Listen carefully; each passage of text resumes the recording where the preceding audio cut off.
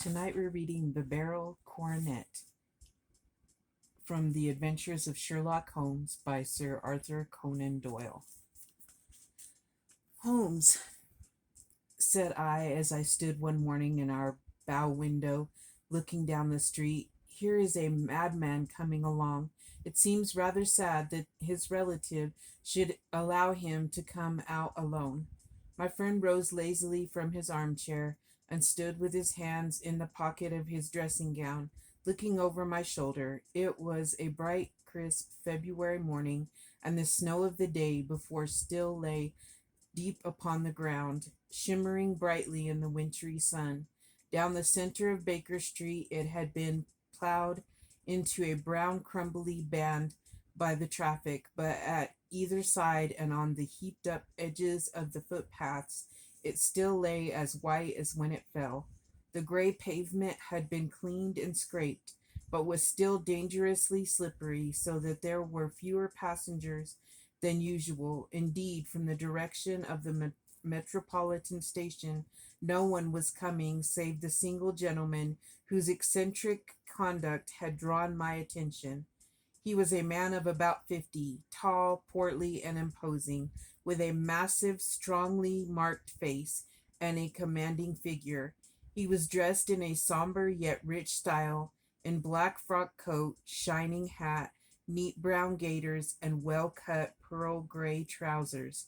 Yet his actions were in absurd contrast to the dignity of his dress and features, for he was running hard, with occasional little springs, such as a weary man gives who is little accustomed to set any tax upon his legs. As he ran, he jerked his hands up and down, waggled his head, and writhed his face into the most extraordinary contortions. What on earth can be the matter with him? I asked. He is looking up at the numbers of the houses. I believe that he is coming here, said Holmes, rubbing his hands. Here? Yes, I rather think he is coming to consult me professionally. I think that I recognize the symptoms. Ha! Did I not tell you as he spoke, the man puffing and blowing rushed at our door and pulled at our bell until the whole house resounded with the clanging.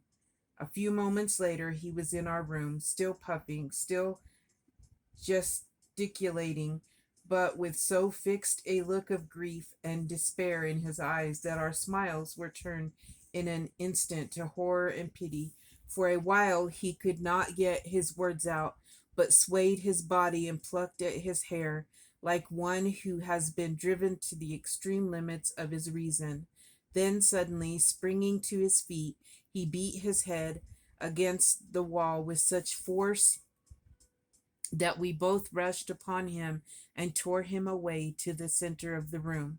Sherlock Holmes pushed him down into the easy chair, and sitting beside him, patted his hand and chatted with him in the easy, soothing tones which he knew so well how to employ.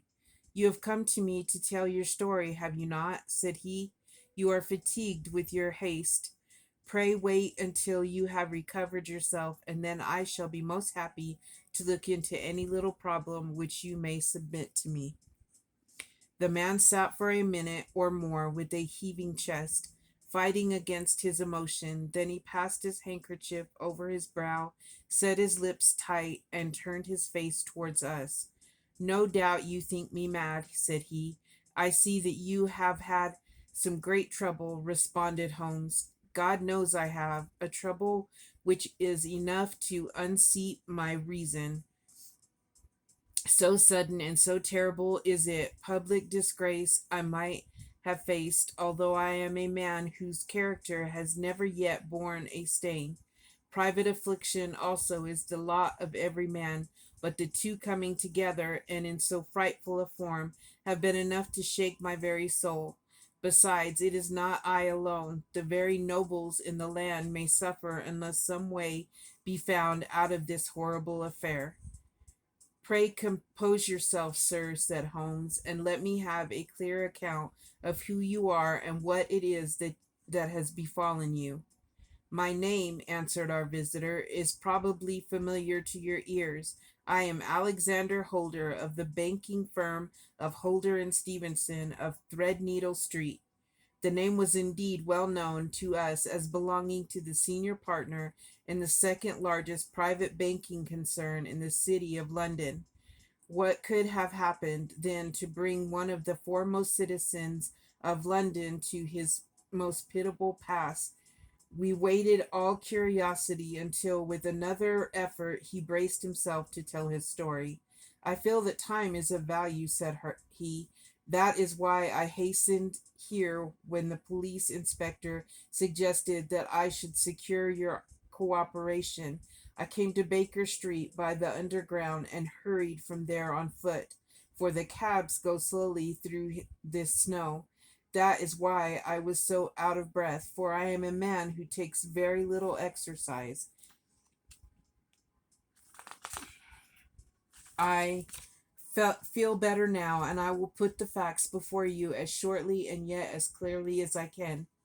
It is, of course, well known to you that in a successful banking business, as much depends upon our being able to find remunerative investments for our funds as upon our increasing our connection and the number of our depositors. One of our most lucrative means of laying out money is in the shape of loans, where the security is unimpeachable. We have done a good deal in this direction during the last few years, and there are many noble families to whom we have advanced large sums upon the security of their pictures, libraries, or plate. Yesterday morning I was seated in my office at the bank when a card was brought in to me by one of the clerks. I started when I saw the name, for it was that of none other than, well, perhaps even to you I had better say no more than that it was a name which is a household word all over the earth, one of the highest, noblest, most exalted names in England. I was overwhelmed by the honor and attempted when he entered. Most exalted names in England. I was overwhelmed by the honor and attempted, when he entered, to say so, but he plunged at once into business with the air of a man who wishes to hurry quickly through a disagreeable task. Mr. Holder, said he, I have been informed that you are in the habit of advancing money.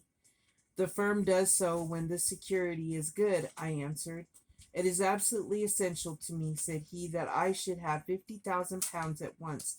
I could, of course, borrow so trifling a sum 10 times over from my friends, but I much prefer to make it a matter of business and to carry out that business myself. In my position, you can readily understand that it is unwise to place oneself under obligations. For how long, may I ask, do you want this sum? I asked. Next Monday I have a large sum due to me, and I shall then most certainly repay what you advance with whatever interest you think it right to charge. But it is very essential to me that the money should be paid at once. I should be happy to advance it without further parley from my own private purse, said I, were it not that the strain would be rather more than it could bear. If, on the other hand, I am to do it in the name of the firm, then in justice to my partner, I must insist that even in your case, every business-like precaution should be taken. I should much prefer to have it so, said he, raising up a square black morocco case which he had laid beside his chair. You have doubtless heard of the Beryl Coronet, one of the most precious public possessions of the empire, said I. Precisely. He opened the case, and there, embedded in soft flesh-colored velvet, lay the magnificent piece of jewelry which he had named. There are 39 enormous barrels, said he, and the price of the gold chasing is incalculable. The lowest estimate would put the worth of the coronet at double the sum which I have asked. I am prepared to leave it with you as my security. I took the precious case into my hands and looked in some perplexity from it to my illustrious guest. You doubt its value? He asked. Not at all. I only doubt the propriety of my leaving it. You may set your mind at rest about that. I should not dream of doing so were it not absolutely certain that I should be able to, in 4 days, to reclaim it. It is a pure matter of form. Is the security sufficient? Ample. Ample. You understand, Mr. Holder, that I am giving you a strong proof of confidence which I have in you, founded upon all that I have heard of you.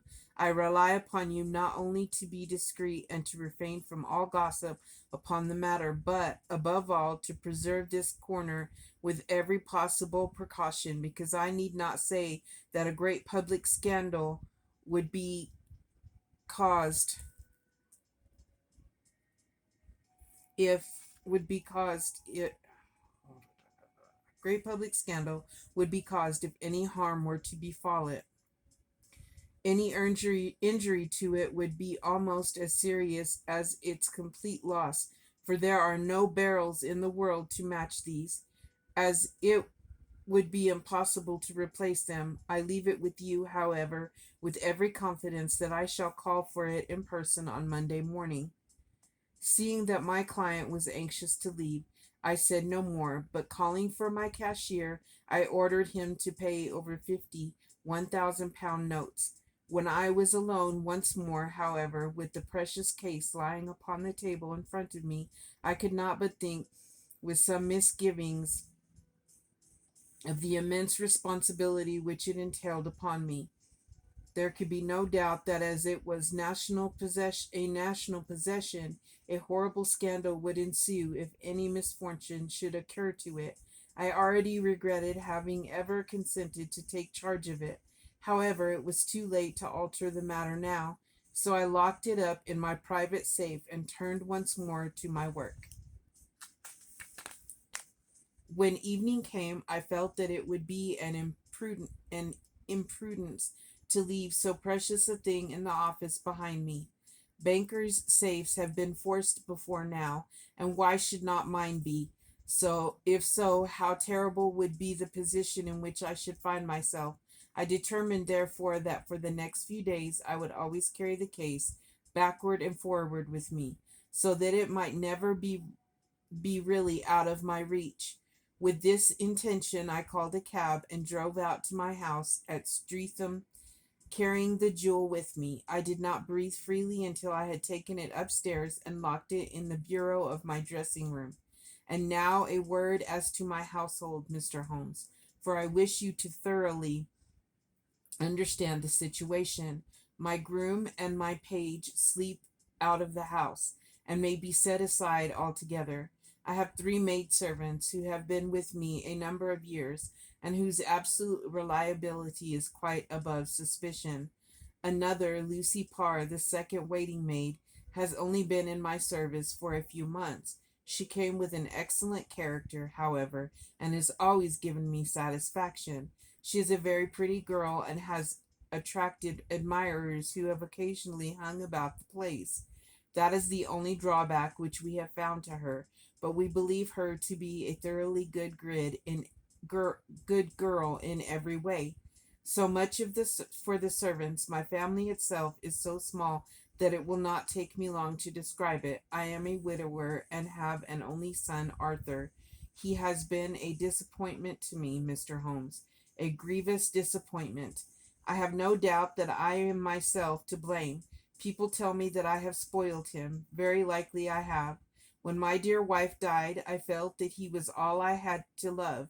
I could not bear to see the smile fade even for a moment from his face. I have never denied him a wish. Perhaps it would have been better for both of us had I been sterner, but I meant it for the best.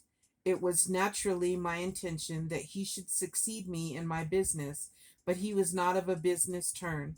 He was wild, wayward, and to speak the truth, I could not trust him in the handling of large sums of money. When he was young, he became a member of an aristocratic club, and there, having charming manners, he was soon the intimate of a number of men with long purses and expensive habits. He learned to play heavily at cards and to squander money on the turf, until he had again and again to come to me and implore me to give him an advance upon his allowance, that he might settle his debts of honor. He tried more than once to break away from the dangerous company which he was keeping, but each time the influence of his friend Sir George Burnwell was enough to draw him back again. And, indeed, I could not wonder that such a man as Sir George Burnwell should gain an influence over him, for he has frequently brought him to my house, and I have found myself that I could hardly resist the fascination of his manner. He is older than Arthur, a man of the world to his fingertips, one who had been everywhere, seen everything, a brilliant talker, and a man of great personal beauty. Yet when I think of him in cold blood, far away from the glamour of his presence, I am convinced from his cynical speech and the look which I have caught in his eye that he is one who should be deeply distrusted. So I think, and so too thinks my little Mary, who has a woman's quick insight into character. And now there is only she to be described. She is my niece, but my brother died 5 years ago and left her alone in the world. I adopted her and have looked upon her ever since as my daughter. She is a sunbeam in my house, sweet, loving, beautiful, a wonderful manager and housekeeper, yet as tender and quiet and gentle as a woman could be. She is my right hand. I do not know what I could do without her. In only one matter has she ever gone against my wishes. Twice my boy has asked her to marry him, for he loves her devotedly, but each time she has refused him. I think that if anyone could have drawn him into the right path, it would have been she, and that his marriage might have changed his whole life. But now, alas, it is too late, forever too late. Now, Mr. Holmes, you know the people who live under my roof, and I shall continue with my miserable story. When we were taking coffee in the drawing room that night after dinner, I told Arthur and Mary my experience and of the precious treasure which we had under our roof, suppressing only the name of my client. Lucy Parr, who had brought in the coffee, had, I am sure, left the room, but I cannot swear that the door was closed. Mary and Arthur were much interested and wished to see the famous coronet, but I thought it better not to disturb it. Where have you put it? Asked Arthur. In my own bureau. Well, I hope to goodness the house won't be burgled during the night, said he. It is locked up, I answered. Oh, any old key will fit that bureau. When I was a youngster, I have opened it myself with the key of the box room cupboard. He often had a wild way of talking, so that I thought little of what he said. He followed me to my room, however, that night with a very grave face. Look here, Dad, said he with his eyes cast down. Can you let me have £200? No, I cannot, I answered sharply. I have been far too generous with you in money matters. You have been very kind, said he, but I must have this money, or else I can never show my face inside the club again. And a very good thing, too, I cried. Yes, but you would not have me leave it a dishonored man, said he. I could not bear the disgrace. I must raise the money in some way, and if you will not let me have it, then I must try other means. I was very angry, for this was the third demand during the month. You shall not have a farthing from me, I cried, on which he bowed and left the room without another word. When he was gone, I unlocked my bureau, made sure that my treasure was safe, and locked it again. Then I started to go round the house to see that all was secure, a duty which I usually leave to Mary, but which I thought it well to perform myself that night. As I came down, as I came down the stairs, I saw Mary herself at the side window of the hall, which she closed and fastened as I approached. Tell me, Dad, said she, looking, I thought, a little disturbed. Did you give Lucy, the maid, leave to go out tonight? Certainly not. She came in just now by the back door. I have no doubt that she has only been to the side gate to see someone, but I think that it is hardly safe and should be stopped. You must speak to her in the morning, or I will, if you prefer it. Are you sure that everything is fastened? Quite sure, Dad. Then good night. I kissed her and went up to my bedroom again, where I was soon asleep. I am endeavoring to tell you everything, Mr. Holmes, which any which may have any bearing upon the case, but I beg that you will question me upon any point which I do not make clear. On the contrary, your statement is singularly lucid. I come to a part of my story now in which I should wish to be particularly so. I am not a very heavy sleeper, and the anxiety in my mind tended, no doubt, to make me even less so than usual. About 2 in the morning, then, I was awakened by some sound in the house. It had ceased ere I was wide awake, but it had left an impression behind it as though a window had been gently closed somewhere. I lay listening with all my ears. Suddenly, my horror, to my horror, there was a distinct sound of footsteps moving softly in the next room. I slipped out of bed and, palpitating with fear and peeping around the corner of my dressing room door, Arthur, I screamed, you villain, you thief, how dare you touch the coronet? The gas was half up as I had left it, and my unhappy boy, dressed only in his shirt and trousers, was standing beside the light, holding the coronet in his hands. He appeared to be wrenching at it or bending it with all his strength. At my cry, he dropped it from his grasp and turned as pale as death. I snatched it up and examined it. One of the gold corners, with three of the barrels in it, was missing. You blackguard, I shouted, beside myself with rage. You have destroyed it. You have dishonored me forever. Where are the jewels which you have stolen? Stolen? Cried he. Yes, you thief, I roared, shaking him by the shoulder. There are none missing. There cannot be any missing, said he. There are three missing, and you know where they are. Must I call you a liar as well as a thief? Did I not see you trying to tear off another piece? You have called me enough you have called me names enough, said he. I will not stand it any longer. I shall not say another word about this business, since you have chosen to insult me. I will leave your house in the morning and make my own way in the world. You shall leave it in the hands of the police, I cried, half mad with grief and rage. I shall have this matter probed to the bottom. You shall learn nothing from me, said he, with a passion such as I should not have thought was in his nature. If you choose to call the police, let the police find what they can. By this time the whole house was astir, for I had raised my voice in my anger. Mary was the first to rush into my room, and at the sight of the coronet and of Arthur's face, she read the whole story, and with a scream fell down senseless on the ground. I sent the housemaid for the police and put the investigation into their hands at once. When the inspector and a constable entered the house, Arthur, who had stood sullenly with his arms folded, asked me whether it was my intention to charge him with theft. I answered that it had ceased to be a private matter, but had become a public one. Since the ruined coronet was national property, I was determined that the law should have its way in everything. At least, said he, you will not have me arrested at once. It would be to your advantage as well as mine if I might leave the house for 5 minutes. That you may get away, or perhaps that you may conceal what you have stolen, said I, and then, realizing the dreadful position in which I was placed, I implored him to remember that not only my honor, but that of one who was far greater than I, was at stake, and that he threatened to raise a scandal which would convulse the nation.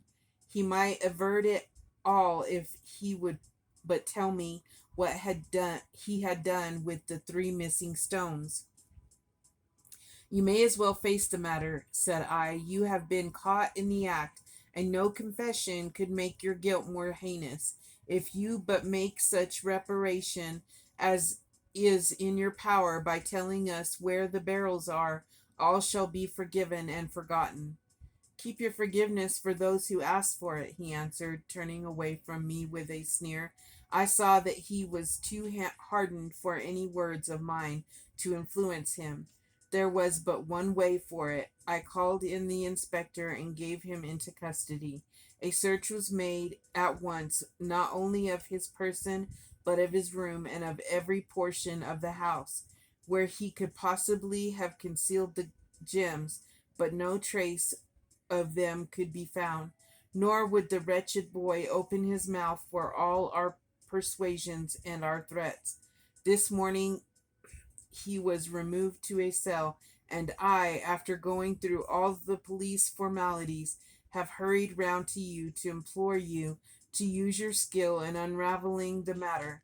The police have openly confessed that they can at present make nothing of it. You may go to an expense which you think necessary. I have already offered a reward of £1,000. My God, what shall I do? I have lost my honor, my gems, and my son in one night. Oh, what shall I do? He put a hand on either side of his head and rocked himself to and fro, droning to himself like a child whose grief has got beyond words. Sherlock Holmes sat silent for some few minutes, with his brows knitted and his eyes fixed upon the fire. Do you receive much company? He asked. None save my partner with his family, and on occasion an occasional friend of Arthur's, Sir George Burnwell, has been several times lately. No one else, I think. Do you go out much in society? Arthur does. Mary and I stay at home. We neither of us care for it. That is unusual in a young girl. She is of a quiet nature. Besides, she is not so very young. She is 24. This matter, from what you say, seems to have been a shock to her also. Terrible. She is even more affected than I. You have neither of you any doubt as to your son's guilt? How can we have when I saw him with my own eyes, with the coronet in his hands? I hardly consider that a conclusive that I hardly consider that a conclusive proof. Was the remainder of the coronet at all injured? Yes, it was twisted. Do you not think then that he might have been trying to straighten it? God bless you. You are doing what you can for him and for me, but it is too heavy a task. What was he doing there at all? If his purpose were innocent, why did he not say so? Precisely, and if it were guilty, why did he not invent a lie? His silence appears to me to cut both ways. There are several singular points about the case. What did the police think of the noise which awoke you from your sleep? They considered that it might be caused by Arthur's closing his bedroom door. A likely story, as if a man bent on felony would slam his door so to wake a household. What did they say then of the disappearance of these gems? They are still sounding the planking and probing the furniture in the hope of finding them. Have they thoughts of looking outside the house? Yes, they have shown extraordinary energy. The whole garden has already been minutely examined.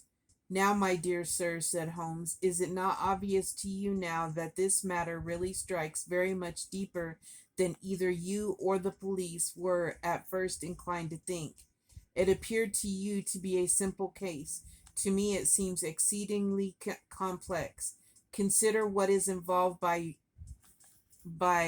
your theory. You suppose that your son came down from his bed, went at great risk to your dressing room, opened your bureau, took out your coronet, broke off by main force a small portion of it, went off to some other place, concealed 3 gems out of the 39 with such skill that nobody can find them, and then returned with the other 36 into the room in which he exposed himself to the greatest danger of being discovered. I ask you now, is such a theory tenable? But what other is there? Cried the banker with a gesture of despair. If his motives were innocent, why does he not explain them? It is our task to find that out, replied Holmes. So now, if you please, Mr. Holder, we will set off for Streatham together and devote an hour to glancing a little more closely into details. My friend insisted upon my accompanying them in their expedition, which I was eager enough to do, for my curiosity and sympathy were deeply stirred by the story to which we had listened. I confess that the guilt of the banker's son appeared to me to be as obvious as it did to his unhappy father. But still, I had such faith in Holmes' judgment that I felt that there must be some grounds for hope as long as he was dissatisfied with the accepted explanation. He hardly spoke a word the whole way out to the southern suburb, but sat with his chin upon his breast and his hot hat drawn over his eyes, sunk in the deepest thought. Our client appeared to have taken fresh heart at the little glimpse of hope which had been presented to him, and he even broke into a desultory chat with me over his business affairs. A short railway journey and a shorter walk brought us to Fairbank, the modest residence of the great financier. Fairbank was a good-sized square house of white stone, standing back a little from the road. A double carriage sweep with a snow-clad lawn stretched down in front to two large iron gates which closed the entrance. On the right side was a small wooden thicket which led into a narrow path between two neat hedges stretching from the road to the kitchen door and forming the tradesman's entrance. On the left ran a lane which led to the stables and was not itself within the grounds at all, being a public, though little used, thoroughfare. Holmes left us standing at the door and walked slowly all round the house, across the front, down the tradesman's path, and so round by the garden behind into the stable lane. So long was he that Mr. Holder and I went into the dining room and waited by the fire until he should return. We were sitting there in silence when the door opened and a young lady came in. She was rather above the middle height, slim, with dark hair and eyes which seemed the darker against the absolute pallor of her skin. I do not think that I have ever been such deadly paleness in a woman's face.